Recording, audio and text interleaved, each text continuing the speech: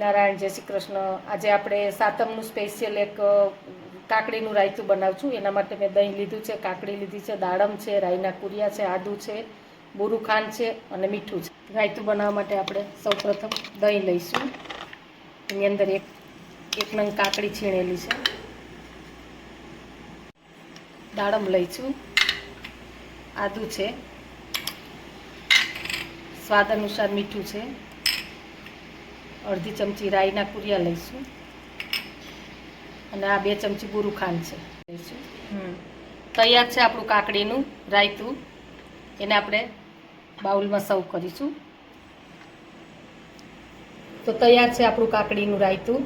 એને તમે પૂરી સાથે કે આ સાતમનું આપણે ઠંડામાં રાયતું બનાવી શકો। તો તમને અમારો વિડીયો ગમે તો લાઇક, શેર અને સબસ્ક્રાઈબ કરવાનું ભૂલતા નહીં।